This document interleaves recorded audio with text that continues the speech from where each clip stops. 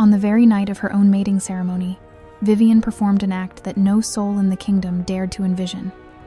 She did not flee. She did not weep. Before the vows could even be articulated, she descended from the ceremonial dais amidst hundreds of tracking gazes and resolved to annihilate everything with her own hands. Because merely minutes prior, she had deciphered the truth. Alpha Cedric, the man destined to become her mate, harbored no love for her. His gaze had never belonged to her. It had perpetually gravitated toward Lyria, her cousin. Every promise, every tender look, all were merely a flawless facade orchestrated in exchange for hegemony. And in that precise instant, Vivian understood. She had never been the bride. She was merely a commodity. Thus, she opted for the most maniacal path. Amidst the sepulchral silence of the hall, Vivian turned her back upon her betrothed and advanced toward the darkened corner where no one dared approach. There, a shackled man knelt in the gloom, silent, lethal, branded a monster by the entire world. No one fathomed his identity, and no one dared to touch him, excluding Vivian. She stalled before him, her heart hammering with frenetic rhythm, her respiration tremulous, then placed her hand upon that cursed man directly before the collective assembly. In the succeeding moment, the entire world seemed to stall. A dry resonance echoed, the chains commenced to fracture. And as that man slowly raised his head, his eyes transitioned open not in madness but in recognition. Vivian abruptly understood. She had not merely destroyed her wedding. She had just liberated the most formidable entity ever imprisoned. And more ominously, he was watching her as if she had inherently belonged to him for an eternity. Part 1. Betrayal and the Irreversible Choice. Chapter 1. Vivian's Mating Rite. Though Vivian would forever recall the instant she touched the shackled man as the pivotal junction of her destiny, everything had in fact commenced earlier, within the very night of her mating ceremony. The ancestral hall of the Valen clan stood resplendent under the glow of hundreds of candles, their amber light reflecting off the frigid marble walls. The solemnity of the atmosphere was stifling. Every guest was a potent alpha or luna, assembled to witness the alliance between two grand lineages, a union forged not merely from affection, but for utility and dominion. At the epicenter of it all stood Vivian. Arrayed in a white gown intricately wrought with silver thread, she appeared as the paragon of an ideal luna, a symbol of purity and subservience. Yet beneath that exterior, her heart was being constricted by an invisible pressure. Her pulse hammered swifter than usual, yet not out of terror. Rather, it was anticipation. She lightly touched her chest, perceiving the frenetic rhythm, then offered an involuntary smile. Alpha Cedric, the mere thought of his name caused a crimson flush to grace her cheeks. Fragmented memories surged back the way he first seized her hand, the low resonance of his voice whispering in her ear during a gala, and the promise he once uttered, incredibly faint, yet sufficient to garner her absolute devotion. "Trust me. After tonight you shall never harbor fear again." Vivian had believed. She had harbored the conviction that this man was her destiny, that even if this were a marriage orchestrated by the clan, something between them remained authentic. A surge of warmth diffused through her chest. She raised her countenance, seeking him amidst the hall, and captured Cedric's gaze. He stood there in a flawless black ensemble, towering, composed, as if inherently born for that station. When his eyes brushed hers, he offered a subtle nod. A minute gesture, yet enough to make her heart race. Vivian drew a profound breath. Only minutes remained before everything commenced. Then she would officially become his Luna.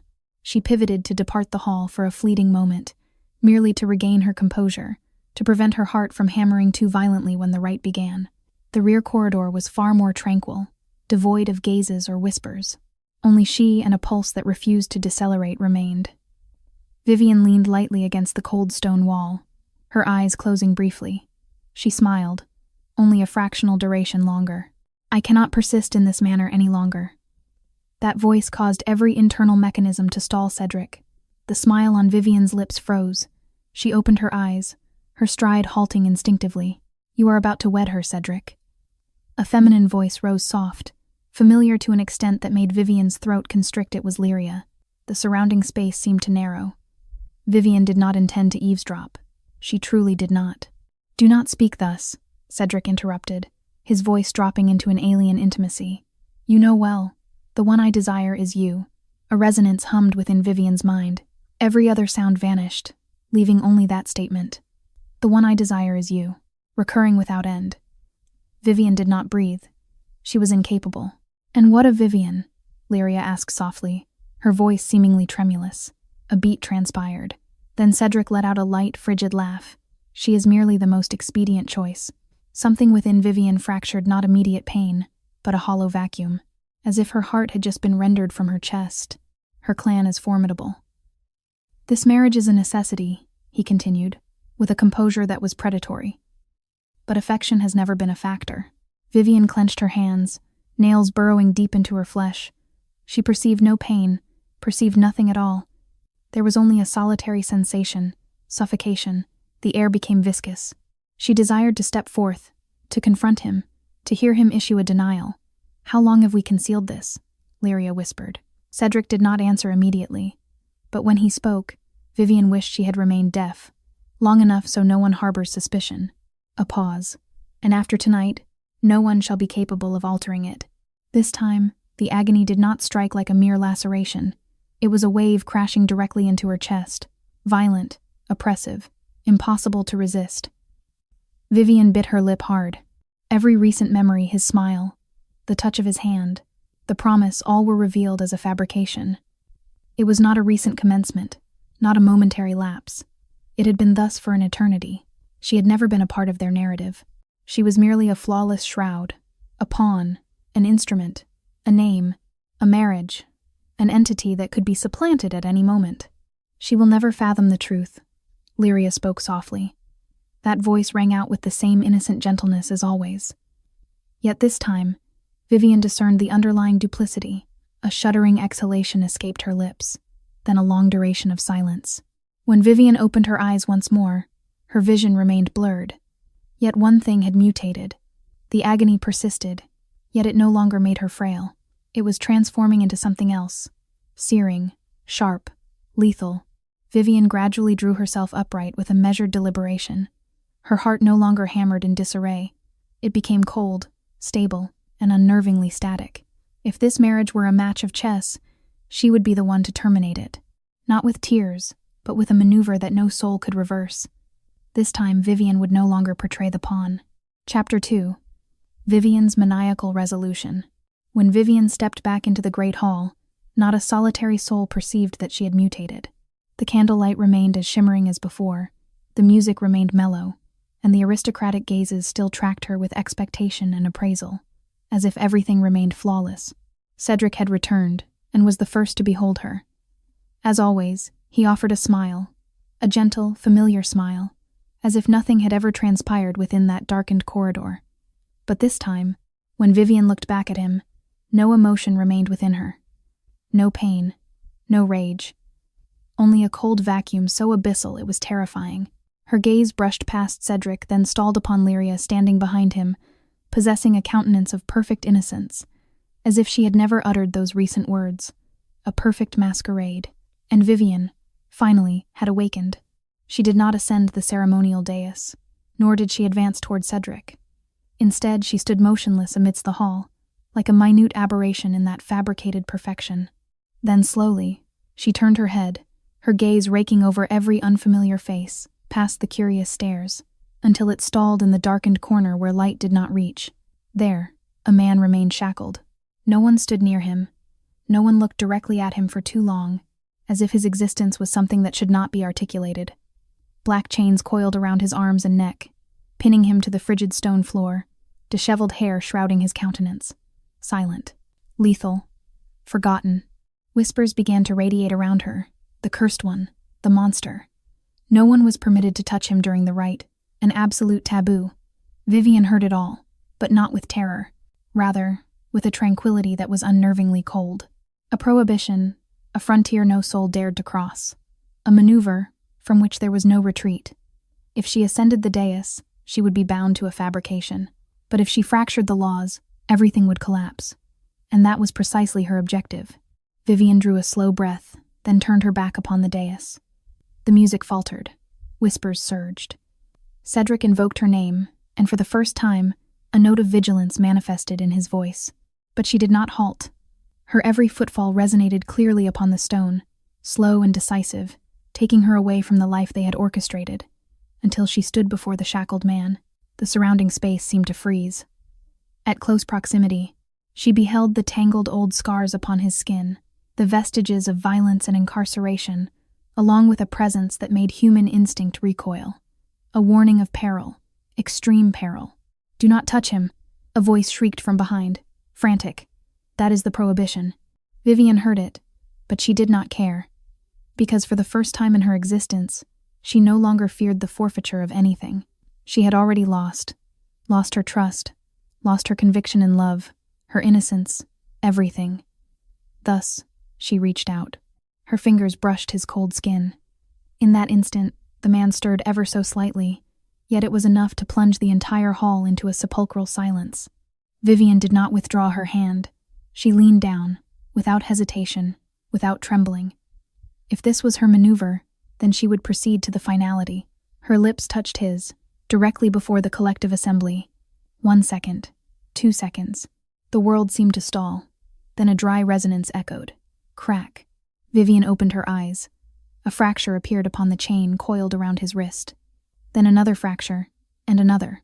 The sound of crumbling metal diffused throughout the hall. The candles vibrated violently, and the air became glacial. Several people recoiled in panic. Cedric stood paralyzed, his smile vanishing entirely. For the first time, genuine dread manifested in his eyes. And Vivian still stood there, very close, too close. And in that moment, the man before her slowly raised his head. The shackles of Eldrich began to disintegrate. Part 2. The Awakening of the Monster. Chapter 3. The Liberation. The shackles did not fracture with an explosion, but with minute, parched resonances beat by beat, as if something primeval were being summoned from a protracted slumber. Fractures radiated along the black metal coiled around the man's wrists. The frigid iron vibrated under an intangible pressure surging through the atmosphere. The candles within the hall wavered, their flames flickering as if nearing extinction, and an anomalous chill swept past, causing every soul present to recoil instinctively. Vivian remained there, so close she could perceive the cold emanating from his frame, hearing the sound of disintegrating metal directly against her ear. But she did not retreat. She had ventured too far to recede. A more substantial crack resonated. The first chain, severed. Then the second, then all. The sound of metal plummeting onto the stone echoed with a jarring intensity, utterly shattering the heavy silence of the hall. Several people recoiled in panic. Some nearly collapsed, as whispers mutated into turmoil. Impossible. The seal. Fall back. Everyone fall back. But Vivian heard nothing more. Because in that instant, the man before her was stirring with a slow, ponderous deliberation, as if every movement were hauling a power suppressed for an eternity. He raised his head. Disheveled hair fell away, revealing a countenance sharp to the point of being glacial features, perfected yet shrouded in the vestiges of time and violence. And then, his eyes transitioned open. Not madness, not a loss of mastery, but recognition. That gaze anchored upon Vivian without wavering, without deviation, as if he had beheld her, a long duration ago. The surrounding space seemed to freeze. No one dared to stir, no one dared a respiration. Vivian perceived that gaze like an invisible traction, making it impossible to turn away, impossible to retreat. She could only stand there, confronting him. A primordial instinct within her shrieked peril. Yet she did not shift even a single step. The man stood upright. Only a single pace, yet the entire hall seemed to recoil with him. Several alphas reflexively lunged forward, attempting to obstruct, yet before they could reach him, an invisible pressure swept past, forcing them to withdraw. No requirement for touch, no necessity for action, only his presence.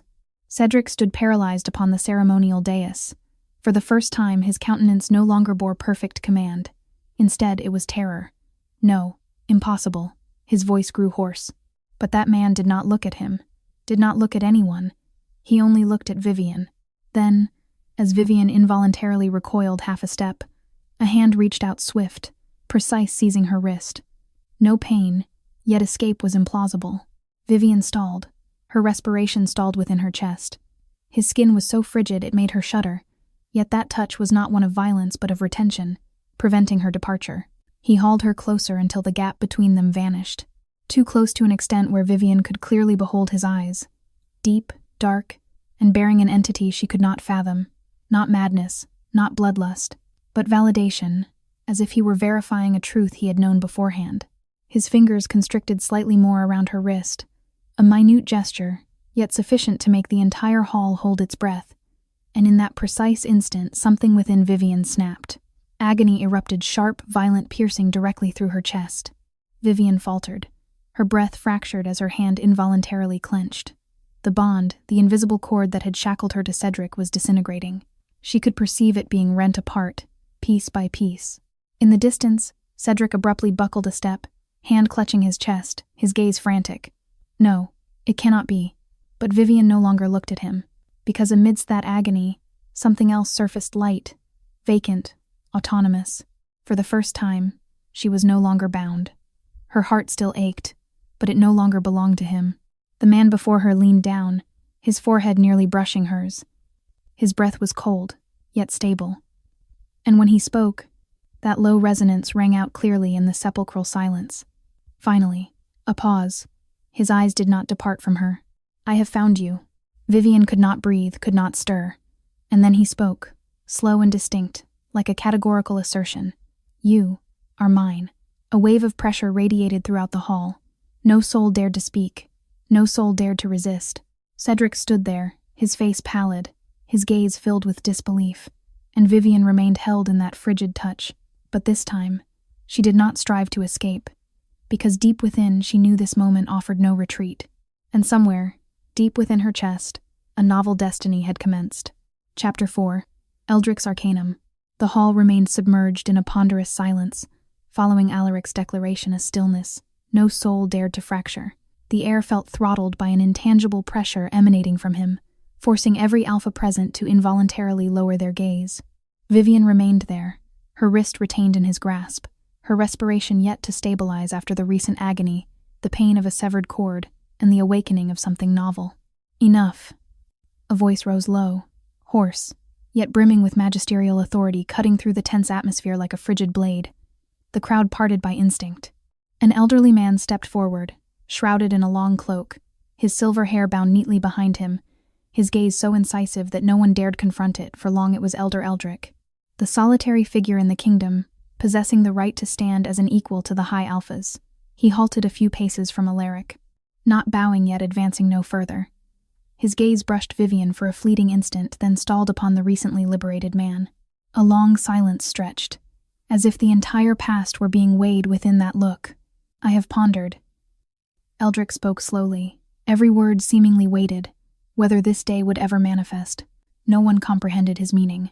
Yet his voice bore no terror, only acquiescence. Cedric took a step forward, not yet fully regaining his composure, but striving to keep his voice stable. "Elder, you must perform an intervention." Him. Eldrich interrupted, not turning back merely a single word. But it was sufficient to silence Cedric. A pause fell. Then Eldrich exhaled, his gaze darkening as if looking through the present toward something more archaic. "Do you still not fathom?" He looked directly at Cedric. "The one standing before you is not merely him. A beat. The air seemed to constrict. That is Alpha King Alaric." The instant that name was uttered, the entire hall experienced a seismic shock. Frantic whispers erupted immediately. Impossible. Alaric, the king of alphas. The one entombed in a seal centuries ago. Eldrich did not obstruct them.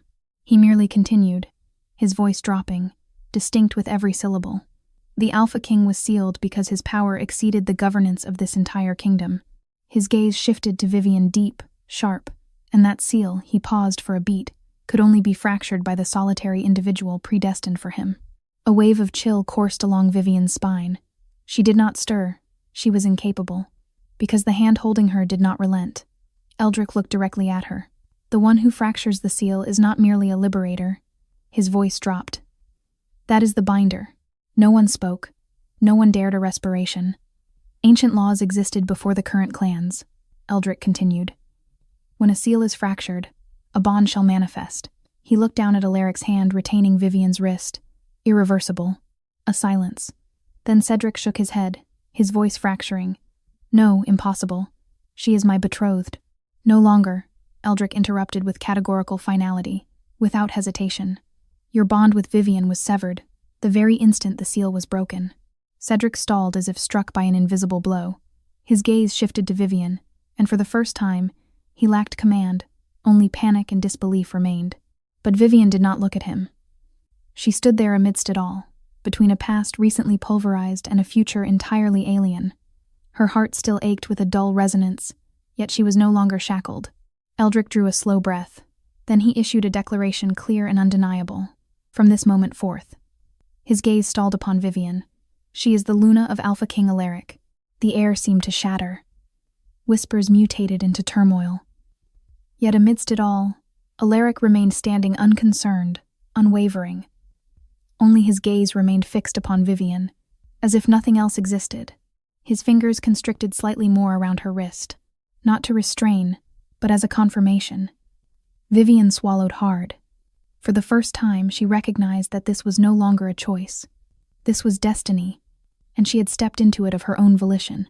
Chapter 5. The Pulverized Traitor. Eldrich's pronouncement caused the hall to shatter. Whispers escalated into turmoil. Gazes of terror and bewilderment converged upon Vivian and the man standing adjacent to her. That title, Luna of Eldrich, resonated within her mind, heavy and alien, yet so authentic it was impossible to repudiate. The hand retaining her wrist did not relent, growing firmer, more stable, as if her very existence had just been sanctified. No. Cedric's voice rose frigid and taut, cutting through everything. He descended from the ceremonial dais, every footfall heavy, his gaze anchored upon Vivian. I do not acquiesce. No more flawless facade. No more command. Only a lacerated ego remained. Vivian is my betrothed. No meaningless ritual can alter that fact. His alpha aura erupted, forcing the surrounding air to become viscous. Several other alphas hesitated, then gradually aligned with him. Pressure radiated, weighing down upon the hall like the premonition of an inevitable confrontation. Vivian perceived that current heavy and feral, yet this time it failed to induce terror. Because in that precise instant, a divergent current of energy touched her deeper, more stable, utterly overriding the other, emanating from the hand holding her, from Eldrich. No requirement for a look. She knew he had not stirred. Cedric took another step, his eyes flickering. Release her. No one answered, not a soul. The space seemed to freeze. Then he reached out swift and decisive, aiming directly for Vivian. Vivian. His voice was brimming with rage. But before he could touch her, another hand intercepted. Not with violence, merely an insurmountable barrier. Eldrich did not look at Cedric, did not speak. With a solitary, slight constriction, Cedric stalled. The entire pressure he had just manifested was pulverized in a fractional beat. No resonance, no collision. It simply vanished into oblivion. Cedric recoiled a step. Not out of volition, but because he could no longer stand firm. An invisible force weighed down upon his shoulders, so ponderous it was impossible to resist. He strove to maintain his equilibrium, yet his knee buckled to the floor. Right amidst the hall, before the collective assembly, an alpha, forced to kneel. Audible gasps echoed. No soul believed their eyes. Lyria recoiled, her countenance pallid, eyes wide with panic. No, it cannot be. She watched Cedric, the one who had issued promises, who once stood above all, now kneeling in impotence. Cedric, her voice trembled, nearly fracturing. You said you loved me. There was no response. Cedric could not speak, could not raise his head, could not offer resistance. His silence was the ultimate answer. And for the first time, Lyria's flawless mask suffered a terminal fissure. Vivian stood there, witnessing it all. Her heart no longer constricted as before. No more agony when beholding Cedric. No more trembling when hearing Lyria's voice. Only a cold lucidity remained. She had lost nothing. She had merely escaped. Eldrich's hand constricted slightly more around her wrist, not to restrain, but as a steadfast presence. A current of energy flowed through Vivian's frame. Not violent, not chaotic, but stable and formidable. For the first time, she did not perceive herself as frail. Eldrich took a single step forward.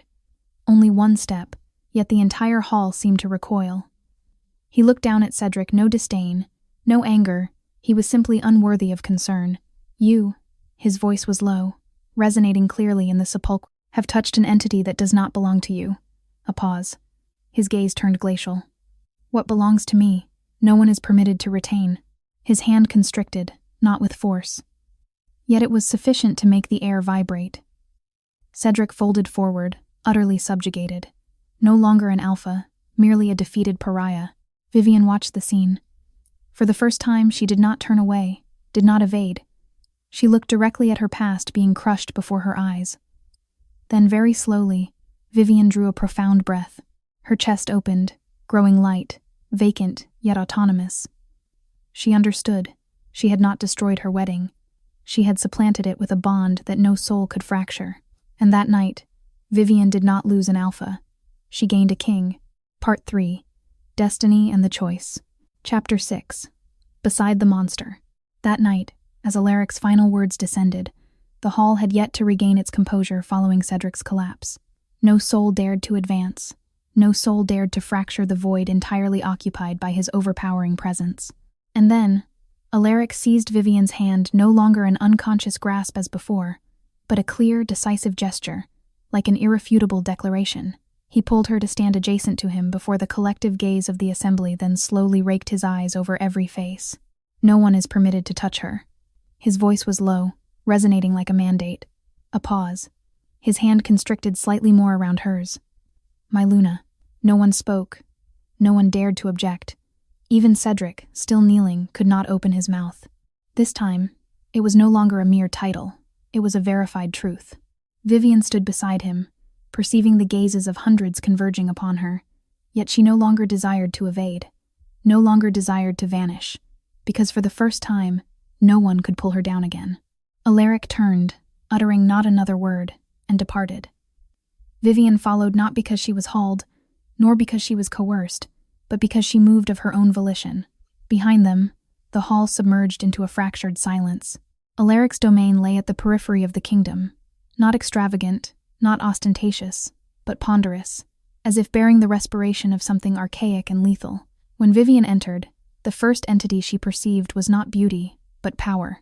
Dark stone walls, silent corridors, and gazes tracking them not out of curiosity, but with vigilance, terror, and an absolute refusal to approach. Eldrich looked at no one, merely leading her deep within until halting before a great door. He opened it, no lock, no force, merely speaking briefly. Here. His voice was calm, not a command, yet not a proposition. Vivian entered the vast room, dark yet not frigid, the fire from the hearth flickering slightly. Not a prison, yet not a place she could depart. She turned. Eldrich still stood there, his gaze stalling upon her for a second before turning away. The door was not locked. But when Vivian attempted to step into the corridor, she halted. No sentinels, no one to obstruct her. Yet a very distinct sensation diffused throughout her frame. She could not leave, not because she was imprisoned, but because this was his domain, and everything within it belonged to him exclusively. The succeeding day, Vivian understood more clearly. A soldier accidentally approached too close to her in the corridor. It was merely a misstep, yet before contact could be made, a catastrophic pressure descended, crushing him against the stone floor, unable to stir, unable to breathe. No one dared to intervene. No one dared a prolonged look. Eldrich manifested without a sound, his gaze brushing the soldier. No rage, no shouting, only glacial cold. He took a step. The pressure intensified until the other nearly suffocated. Vivian faltered. She clearly perceived his instinct, that of a ruthless monster. Stop. Her voice broke out, not loud, not a command, merely a reflex. Yet immediately, everything halted. The pressure vanished. The soldier collapsed, coughing violently, yet remained alive. Eldrich did not look at him. He looked at Vivian, only at Vivian. A long moment stretched. No words, no sound, yet enough for everyone to fathom who was the solitary individual capable of making him cease. Vivian stood there, her heart gradually slowing. She did not comprehend why she had just acted so, but she knew he had listened not because of a mandate, but because it was her. Eldrich approached, halting before her. Very close. This time he did not touch her, merely looking deep and static. Then, very faintly, he spoke. Do not let anyone approach you. Not a threat, not a warning, but a stark truth. Vivian swallowed hard, and for the first time she recognized this.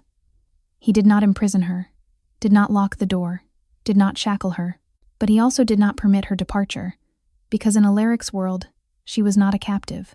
She was the solitary frontier that made the monster stop. Chapter 7. The Entombed Past. The succeeding days were no longer as chaotic as that fateful night, yet they were never truly tranquil. Eldrich's domain remained silent and ponderous, as if every wall retained something archaic and lethal. No one dared approach Vivian. No one dared a prolonged gaze, yet no one dared to entirely avert their eyes, for all understood she was the solitary factor that made him cease and remain composed. Vivian gradually assimilated to this, not as a form of power, but as a stark reality. She grew accustomed to the fact that whenever she entered a room, Eldrich was already there, not standing too close, not touching, yet always at a distance sufficient for her to perceive him. A wordless presence, not coercive, yet impossible to ignore. And Eldrich grew accustomed to her as well. He did not inquire as to her desires or her thoughts, but when she lingered too long by the window, he would manifest behind her. When she stepped into a darkened corridor, the lamps would automatically ignite before she realized. When she touched anything, the surrounding space seemed to become inexplicably secure. No one articulated it, but a rhythm had formed between them. Until Seraphine manifested, no prior warning, no obstruction. She entered Eldrich's domain as if this place had never belonged to anyone else. The sentinels flanking the corridor bowed in unison, not out of a mandate but out of primordial instinct. Vivian beheld her from a distance, a woman with long silver hair and eyes as deep as if looking through time itself. And with a solitary look, Vivian knew, this person knew everything. Eldrich stood there before she could even realize. He did not move, did not speak, but the atmosphere surrounding him mutated. "You arrive later than I conjectured." His voice dropped. Seraphine watched him for a long duration. No terror, no evasion. "No," she spoke softly. "I arrive at the precise moment." A long silence stretched, then she turned toward Vivian. "You are the one who touched him." It was not an inquiry. Vivian did not answer, but her gaze was sufficient to replace a response. Seraphine nodded, then slowly advanced closer. Every footfall seemed to haul an invisible pressure, making the air grow viscous. "You perceive him as a monster," she spoke. Vivian did not answer immediately, but this time, she shook her head very slightly. Seraphine offered a sorrowful smile. "Correct, he is not a monster." She turned toward Eldrich, but they transformed him into one. No one spoke, no one stirred. Eldrich was not sealed because he was feeble. Seraphine spoke, her voice dropping, but because he could not stop. A cold breeze swept through the corridor. Vivian felt her heart constrict. He could not command his own power, not because he desired annihilation, but because every time he strove to cease, that power exceeded his mastery even further. Seraphine halted, her gaze darkening, and when they realized they could not slaughter him, a pause. They opted for a path more ruthless. The space seemed to freeze. The seal, a solitary word, yet as heavy as an entire century. He was imprisoned within his own physique, unable to stir, unable to speak, yet still hearing everything. Seraphine's voice lowered, the sound of them branding him a monster, the sound of them deciding his fate, the sound of them abandoning him. Vivian could not breathe. "There were years," Seraphine continued, her gaze stalling upon Eldrich, "when he even forgot how to speak." A long silence stretched. Then, "I remember." Eldrich's voice rose, low, hoarse, yet distinct. No one stirred, no one dared a respiration. His gaze looked at no one, as if beholding something no longer present here. "I heard everything." A pause. The atmosphere became suffocatingly heavy. An agony constricted Vivian's chest. She turned to look at him, and for the first time Eldrich did not look back. His gaze lowered ever so slightly, yet it was enough for her to fathom that it was not a past memory, but a wound that persisted, never having healed. Vivian stepped forward. No thought, no hesitation, her hand touched his. In that instant, Eldrich's entire frame went rigid, as if no soul had touched him in decades. The surrounding air vibrated, the lamps wavered, the pressure surged. This was a reflex, a lethal instinct. "Do not," his voice dropped like a warning. Not a threat, but a truth. Yet Vivian did not withdraw her hand. She maintained that warmth, that steadfastness. "It is all right," she whispered, incredibly faint, yet sufficient. 1 beat, 2 beats. Then the pressure receded slowly and heavily, as if a tempest had just been hauled back with bare hands. Eldrich did not withdraw his hand, did not evade. Conversely, his fingers constricted, not with force, only enough to retain. Seraphine watched the scene, and for the first time her gaze softened. He never had anyone to teach him how to stop. Vivian did not avert her eyes from Eldrich. "Then," she whispered, "I shall teach you." A silence. Eldrich looked at her. This time directly, deep and perilous. "You do not fathom what you are articulating." His voice was low, no rage, no coldness. A pause. "I am not an entity that can be salvaged." The space went silent, yet he still did not release her hand. Vivian did not recoil, did not evade, merely standing there. "I shall still try." No one spoke further. But from that day, everything mutated, not abruptly, not clearly, but piece by piece. Eldrich remained cold to all, still ruthlessly decisive, still unyielding. But with Vivian, he slowed. When she approached, he did not recoil. When she touched him, he did not react. And when she was there, his instinct calmed. Not entirely, but enough so no one was harmed. They did not speak of love, no promises, no acknowledgments. But amidst those silent moments, something was flourishing. A habit, a concern, a very specific gentleness that existed only between the two. And with it, the cord of connection between them grew increasingly lucid, until Seraphine returned. This time, her gaze stalled upon Vivian longer, deeper. "You believe you are merely the liberator of the seal." Vivian stalled, a cold sensation coursed along her spine. Seraphine shook her head slightly. "No." Her voice dropped. "You were not an accident." A pause. "You are the rationale." The air froze. "Your clan," she spoke every word clearly like a sentence, "were the very ones who forged the seal." Before Vivian could react, Seraphine continued. "The ones who mandated his incarceration." Her gaze did not depart from her, bearing the same bloodline as you. Vivian stood paralyzed. Her hand was still within Eldrich's. But this time it grew cold, very cold, and then very faintly, nearly inaudible. "I know." Vivian stalled. Her heart missed a beat. Eldrich did not look at Seraphine, did not look at anyone, only at her. His gaze bore no rage, no loathing, only knowledge. And he still did not release her hand. Vivian could not breathe, for at this moment, the agony was no longer merely his past. It was a part of her. The one who had destroyed him was her own lineage. Chapter 8. The Cord of Destiny. Eldrich's incredibly faint utterance, I know, did not resonate, yet it weighed more heavily than any other word. Vivian stood there, immobile, as if time surrounding her had stalled. The air within the room grew viscous, every respiration difficult, every thought stretched to a point of intolerable tension. He knew. He had perpetually known about her lineage, about the ones who had entombed him, about the rationale why she, and no other, was the solitary individual capable of touching him. Yet he still opted for her. That precise realization made Vivian's heart ache with a violent intensity. A frigid sensation diffused through her chest, not out of terror, but from the realization that she was not a mere accident. She was the key, the final link in a chain of destiny orchestrated long before her existence. If she remained, if she persisted in standing here, continuing to hold his hand, Eldrich would never truly be liberated, not from the seal, but from the very shackle bearing her name. Vivian's hand trembled slightly within his. She clearly perceived the chill from his skin, the suppressed power swirling beneath that fabricated composure. For a fleeting instant she desired to constrict her grip, to retain him, to pretend everything could be simpler. Yet Vivian withdrew her hand, slow but decisive. In that precise instant, the surrounding air vibrated. An invisible pressure erupted, radiating from Eldrich like a subterranean surge recently awakened. The lamps upon the walls wavered, the light flickered, shadows lengthened upon the stone floor. That was no longer his ordinary presence. It was instinct. The instinct to retain, the instinct of possession, the instinct that forbade what belonged to him from departing. With a solitary step, a solitary thought, she would be incapable of leaving this place.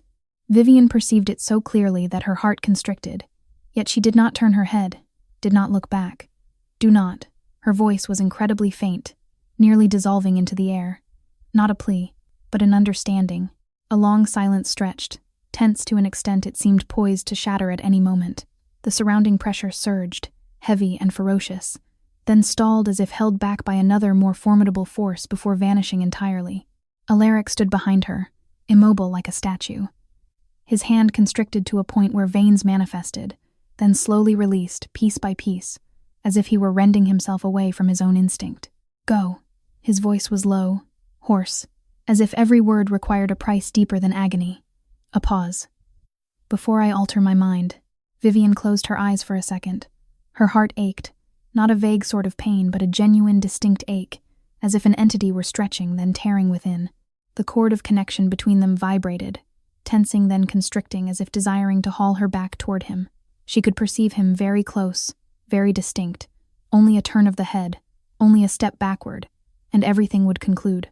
I am not abandoning you. Her voice trembled slightly but did not fracture. I am returning your autonomy. There was no response, only silence. Vivian walked, every footfall resonating clearly upon the cold stone. Every step hauled the cord between them tighter, more painful, as if she were rending herself away from him. The long, receding corridor opened before her, the fire on both walls flickering, her shadow lengthening then breaking with every step. The sentinels bowed as she passed. No soul dared to look up, no soul dared to obstruct. As if all understood, this was no ordinary departure. Vivian did not run. She walked slowly but did not halt until the great gates manifested before her. The gates open. No lock, no barrier, merely a frontier. Vivian stalled for a solitary respiration. Wind from the exterior drifted in, bearing the chill of freedom and vacancy. In that moment, a thought flickered.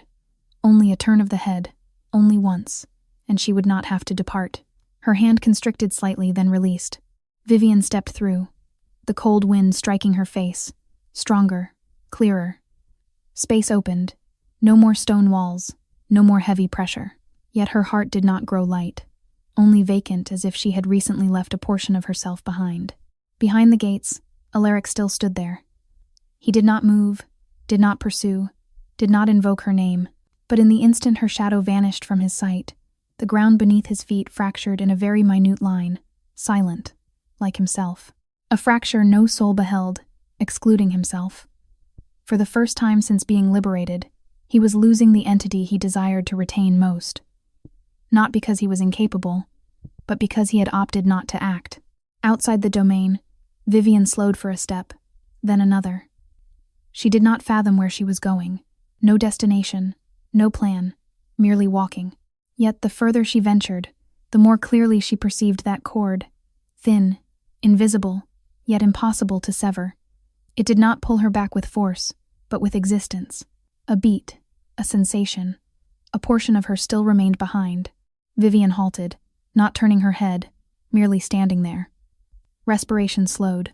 The heart still ached but was no longer in turmoil, because this time she had opted not to flee, but to depart so that one day, if she returned, it would not be destiny hauling her back, but herself. Chapter 9. The Reversion. Vivian had ventured far from Eldrich's domain, so remote that those frigid stone walls were merely a fading memory behind her. Yet regardless of the distance, she still perceived it, the cord of connection, thin and invisible, but impossible to sever. It did not pull her back with force, but with a persistent sensation, like a secondary heartbeat existing in parallel within her chest. Whenever she halted, it grew more distinct. Whenever she strove to ignore it, it grew more painful. The passing days were no longer about flight, but about deliberation. Vivian traversed unfamiliar territories, sleeping under the open expanse of the sky, tasting the sensation of being unburdened for the first time. Yet that freedom was incomplete, because this time, no soul imprisoned her, only her own heart was incapable of entirely departing. On certain nights, she started awake, her heart hammering with a frenetic rhythm, as if recently touching an emotion that did not belong to her. She knew it was him. No requirement for sight or sound, merely perception. Eldrich remained there, and the cord between them had never weakened. Until one day, Vivian halted, not out of exhaustion, but because it had become lucid. She could not persist in pretending she was fleeing, because deep within, she knew she was returning, not because she was hauled, but because she opted to. Vivian turned her head, this time no hesitation, but she did not manage to return. Unfamiliar footfalls manifested in the gloom before she realized. The scent of peril arrived far too swiftly. A hand constricted around her from behind, a vapor rendering her physique paralyzed. Before Vivian could offer resistance, the darkness consumed her. Upon awakening, the first entity she perceived was a familiar fragrance. Too familiar, too loathsome. It was Cedric. Vivian opened her eyes. The room was dark, enclosed, devoid of windows. The air was stifling, and he stood there, directly before her, his gaze simultaneously relieved and maniacal. "Finally, you return." Vivian did not answer. Her gaze grew cold. "Do not look at me thus." Cedric stepped closer, his voice dropping. "I am merely returning you to where you belong. I never belonged to you." Vivian's voice was low, but distinct. Cedric stalled for a beat, then his gaze darkened. "You believe he would let you depart," Cedric laughed softly, but that smile was distorted. "He is merely awaiting your return. And I shall not let that manifest." Lyria manifested the succeeding day, and everything deteriorated. No more gentle masquerade, no more fabricated innocence. Her gaze when beholding Vivian held only animosity. "You believe you have triumphed." Lyria's voice was light, but sharp as a blade. Vivian offered no response, but that very silence drove Lyria into a frenzy. In the following days, Vivian found no peace. Bitter droplets of medicine, dull aches radiating throughout her frame, the forced ingestion of entities she could not resist. Not sufficient for immediate fatality, but enough to weaken her incrementally. "I wish to behold you vanishing piece by piece," Lyria whispered. In a divergent location, Eldrich stalled, an agony rending across his chest. Not his own, it was hers. The cord of connection vibrated, no longer a dull ache, but a shriek. The pressure surrounding him erupted, the air itself fracturing. Those standing nearby immediately knelt, unable to breathe. His eyes grew dark. The wolf within him abruptly awakened. No more command, no more waiting. Only a solitary instinct to find her. Eldrich vanished from the domain, issuing no mandate, no explanation, merely departing, but this time not to release, but to reclaim, even if it required the forfeiture of everything. His voice was low and cold, like an inviolable vow. "I shall also keep you beside me." The door was shattered, not opened, but pulverized. Before Cedric could turn, an invisible force crushed him violently against the wall. The air crumbled, the pressure grinding down. Unable to breathe, unable to offer resistance, Eldrich entered, requiring no words, no further action, merely his presence was sufficient. Lyria recoiled in panic, devoid of any mastery. Vivian lay there, frail yet lucid. Her gaze touched his, and in that instant, everything halted. The pressure, the rage, the madness, all stalled. Eldrich approached slowly yet with certainty, not looking at Cedric, not looking at Lyria, only at her. His hand touched her gently, utterly divergent from all that had recently transpired. "I have arrived." His voice was low and stable. Vivian did not speak, merely exhaling softly, as if she had finally finished waiting. Behind them, Cedric collapsed, lacking the strength to stand. His gaze was no longer arrogant, but something akin to dread. This time he understood. He had been utterly vanquished. Eldrich lifted Vivian, no inquiry, no hesitation, merely turning to depart, and this time no soul could obstruct them. On the path returning to the domain, Vivian leaned against him, frail, yet awake. "I had intended to return." Her voice was incredibly faint. Eldrich stalled for a beat. "Not because of destiny," Vivian closed her eyes, "but because I chose you." A silence. Then his hand constricted slightly more around her, not to restrain, but in reciprocation.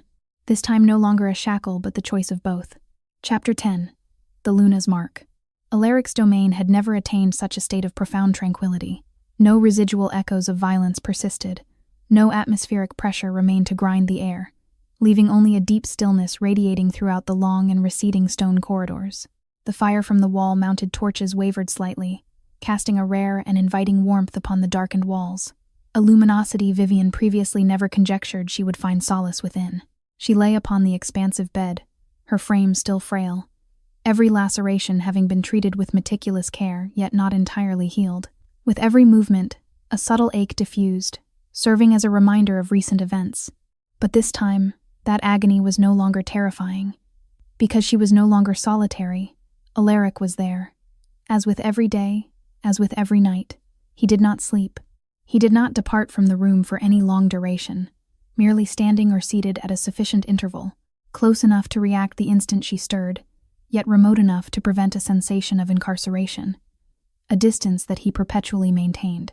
Vivian opened her eyes, and as always he was already beholding her. His gaze did not evade, did not conceal, and was no longer glacial as before. It was simply there. You never inquired of me. Her voice rose faintly, still frail yet firmer than before, why I returned. Eldrich did not answer immediately. The firelight reflected within his eyes, making that gaze deeper and more impenetrable. I have no requirement. A pause. So long as you remain here in the end. No explanation, no shackles, yet that very fact made Vivian's chest constrict slightly. She braced her arms to sit upright. This time Eldrich advanced swifter, then stalled, only a single pace before her, as if he stood between two options, to advance further or to recede. You should rest. His voice was low, yet Vivian shook her head. No. She looked directly at him. No evasion, no hesitation. This time, I desire to speak. Space seemed to decelerate. Every movement, every respiration. Vivian descended from the bed, her feet touching the frigid stone floor. A very distinct sensation that this time, she stood by her own volition, not hauled, not coerced. She stepped toward him with slow yet certain paces. At the mating ceremony, her voice rose faintly amidst the silent space. I opted for you, merely to fracture destiny, a respiration. I believed I was erroneous. She stalled before him, the gap between them merely a single breath. But I was mistaken. Eldrich faltered ever so slightly. I was not erroneous in choosing you. The space went utterly silent. Even if, Vivian continued, her voice lowering, I am the rationale you were entombed. A heavy silence. But this time Eldrich did not evade. I knew. His voice was low, direct, without concealment. From the very beginning, Vivian slightly clenched her hands. Then why? She paused for a beat. Did you still permit me to remain? Eldrich advanced. This time he did not stall, and the gap between them vanished. Because, his voice was low, I never desired to be liberated from you. The air seemed to vibrate. You are my shackles, he continued. His gaze locked upon her, and I opted to wear them. Vivian did not breathe. She was incapable. Something within her fractured, then grew silent. Then this time her voice was incredibly faint, not destiny. Her hand rose, touching him, warm and steadfast. It is me. In that precise instant, the cord between them ignited. A surge of energy radiated, coursing along every vessel and every pulse. Yet Eldrich stalled, his hand halting in midair. His gaze darkened. You could still depart. His voice was low and hoarse. Right now. A final opportunity. A final time. Vivian looked at him. No hesitation. I already departed. A pause. And I returned. She placed her hand upon his chest, where his heart was hammering. Not because I was hauled. A further beat. But because I opted. In that moment, everything shattered completely. The bond was consummated. Power radiated yet was no longer chaotic, no longer devoid of mastery. Only equilibrium remained. Eldrich constricted her in his hold, not to restrain, but in reciprocation. Vivian closed her eyes, no pain, no terror, only a sensation of absolute belonging rushing to her mind. When she opened her eyes, everything had mutated. Vivian stood before Eldrich, the gap between them merely a respiration. But this time, no soul coerced her. No familial gazes scrutinized her. No frigid ritual persisted. No destiny stood behind her. Only herself and her volition. A flickering memory. The ceremonial dais of that year. The scrutinizing eyes. A desperate kiss to fracture what had been preordained. Vivian closed her eyes briefly, then transitioned them open. Her gaze was firmer than ever before. At the mating ceremony, her voice rose faintly yet no longer trembled. I was compelled to choose. A pause. Eldrich remained silent, but his gaze did not depart from her. And I opted for you. She took a further step, merely to annihilate everything. A silence. The space seemed to settle following every word she uttered. But this time, Vivian looked up at him without evasion, without hesitation. No soul compelled me. Her hand rose to touch him slowly, yet with certainty. No destiny. A pause. No orchestration. A further beat. Only me. Eldrich's heart stalled, clearer than ever before. And I choose you. Space shattered, not through force, but through significance. A cycle concluded, from compulsion to spontaneity, from flight to reversion. Eldrich advanced, no longer maintaining a distance, no longer stalling. Vivian, his voice dropped. This time he stalled for a beat, I shall not release you again. Not a threat, not possession, but a promise. Vivian did not recoil, did not object, merely whispering, then, do not release. In that moment, the cord between them became utterly seamless, no longer an entity hauling them close, but an entity retaining them together. Vivian had once stood upon the dais, compelled to belong to another, but tonight, she stood before him. No soul compelled her, no soul decided in her stead, and for the first time, Vivian chose. She had once believed she liberated a monster, but she did not realize she was the solitary individual capable of retaining its heart, and this time, that monster had voluntarily remained, for her. Bonus chapter. The Chosen One. The door transitioned closed behind them, the resonance rising faintly yet sufficient to sequester the exterior world from this instant. No longer the scrutiny of any soul, no longer the titles of Alpha or Luna, no longer power or obligation. Only two individuals stood confronting one another, devoid of distance, devoid of barriers. Vivian beheld Eldrich, and this time her gaze no longer interrogated or hesitated, but held a lucid certainty, as calm as if every choice had been rendered prior to her entering this chamber. She was the one to advance first, not swift, not hurried, yet lacking any recession in every footfall. Her hand touched him, warm and authentic, no longer an ordeal or a verification, but acquiescence. Eldrich faltered for a fractional instant, like a reflex lingering from years of suppression, yet then his gaze mutated. No more stringent restraint, no more self-imposed distance. Only instinct remained, yet an instinct that had been opted for, no longer devoid of mastery. Vivian, his voice dropped, low and hoarse, as if that very name carried an excess of significance. She did not answer with words, she merely drew closer until their breaths converged. The kiss commenced slow, deep, without haste, as if both were reconfirming an entity without the requirement of articulation, that this time no soul would depart again. No coercion, no destiny intervening anymore, only them. Eldrich stalled for a beat, incredibly faint, like the final lingering habit of perpetually offering her a chance to recede. You still possess the capability. But Vivian shook her head, interrupting. Do not stop. Her voice was not loud, yet firm enough to utterly fracture his final restraint. In instant, everything mutated. Eldrich's hand constricted slightly around her, not with coercion, but permitting no further distance to exist. His breath touched her neck, slow, warm, and brimming with command. No longer the uncontrollable monster of the past, no longer the entombed one, but a man who knew precisely what he was performing, and for whom. The cord of connection between them ignited. No longer a dim glimmer, but a distinct surge of energy, running through every pulse, every sensation, merging into one another consummately. Vivian shuddered slightly, not from pain, but from perceiving too clearly that she no longer stood solitary within her own physique. Everything was merging, no more frontiers. Eldrich held her close, his voice rising very near, low and distinct. I could have fractured those shackles, a long duration ago. Vivian stalled, her heart missing a beat, but I did not. A silence stretched, long enough for those words to permeate. I waited. She slightly constricted her hand upon his. Waited. For what? Eldrich raised her chin, his gaze no longer concealing any entity. For you. Space seemed to stall entirely. I was not utterly imprisoned. His voice dropped. I was merely awaiting you. A truth upending everything, not destiny entombing him, not a curse shackling him, but he himself had opted to remain, until she manifested. Vivian did not speak. She had no requirement for speech. Because at this moment, everything was more pellucid than any word, not that they were hauled together, but that they had opted for one another from two divergent sides of the identical narrative. The cord of connection utterly closed. No longer a curse, no longer destiny, but a repeated choice from both individuals and from both sides. Time transpired. The domain mutated in a manner no soul dared to articulate.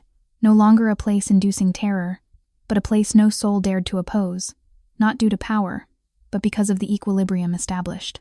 Vivian stood upon the elevated balcony, the early light shrouding her in a mellow layer. Her hand was placed upon her abdomen, very faintly.